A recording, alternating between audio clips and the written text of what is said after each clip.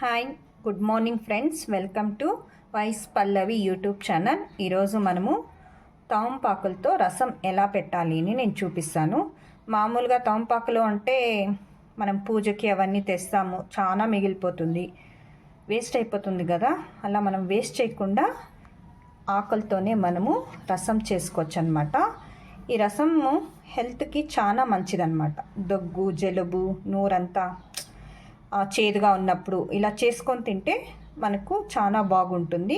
ఒక మాట మీరు ట్రై చేసి చూడండి. అది ఎలా చేయాలి అని నేను ఇప్పుడు చూపిస్తాను మీకు.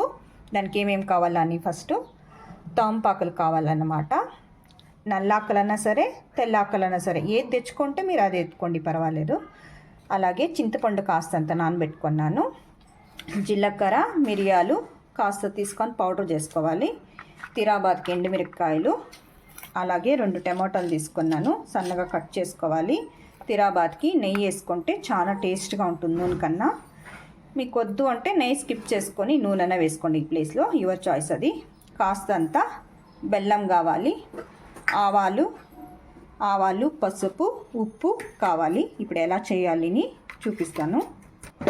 కరివేపాకు, కొత్తిమీర 2 కావాలి.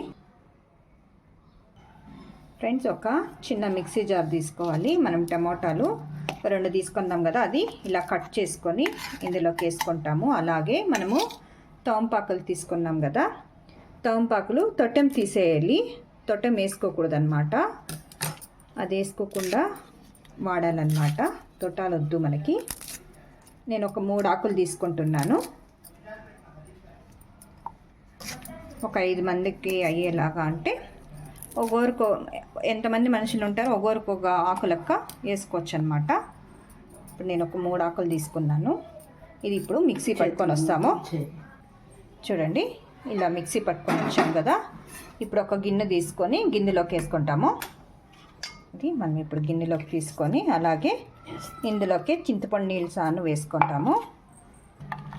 చింతపండు నీళ్ళు పిసుక్కొని ఇందులోకి వేసుకోవాలి. ఆల్రెడీ మనము తాంపాకులు, టమాటాలు మిక్సీకి వేసుకున్నాం కదా, అందులోకి చింతపండు నీళ్ళు సాను వేసుకోవాలన్నమాట.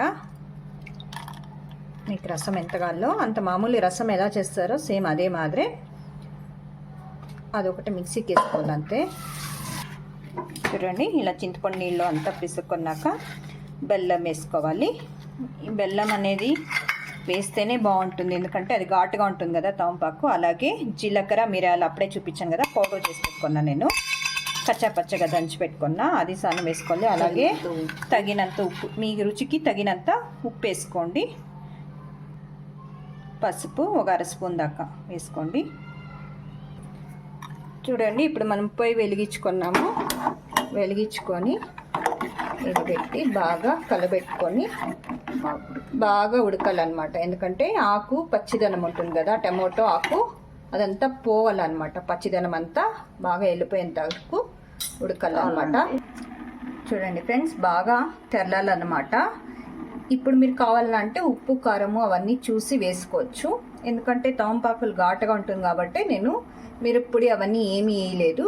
జీలకర్ర, మిరియాలను ఘాటు ఉంటుంది, చూసుకొని తక్కువైతే ఈ స్టేజ్లో మీరు కావాలంటే మిరప్పొడి వేసుకోవచ్చు అనమాట. ఉప్పు, మిరప్పొడి ఏది తక్కువ ఉన్నా ఈ స్టేజ్లో వేసుకోవచ్చు. నాకు ఒక్క రవ్వ కారం తక్కువ అనిపించింది, అందువల్ల ఇప్పుడు నేను ఒక్క రవ్వ మిరప్పొడి వేసుకుంటున్నాను. చూడండి ఫ్రెండ్స్, మధ్యలో ఉడుకుతాను కాబట్టి మనం రెండో మట్టము కారం వేసాం కదా, బాగా సరిపోయింటుంది. ఇప్పుడు దీనికి ఒక చిన్న తిరాబాత పెట్టుకుంటాము. ఒక బాండ్లీ పెట్టుకొని అందులోకి ఒక 2 స్పూన్ల దాకా నెయ్యి వేసుకున్నాను. ఈ నెయ్యి ప్లేస్లో మీరు కావాలంటే ఆయిల్ అయినా వేసుకోండి, యువర్ చాయిస్. నెయ్యి వేస్తే మాత్రం చాలా టేస్ట్గా ఉంటుంది. ఇప్పుడు నెయ్యి వేడెక్కుతానే ఆవాలు వేసుకుంటాము.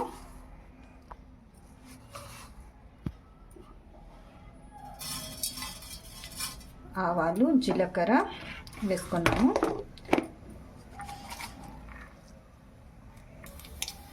ఆవాలు చిట్టపట్లాడినాయి.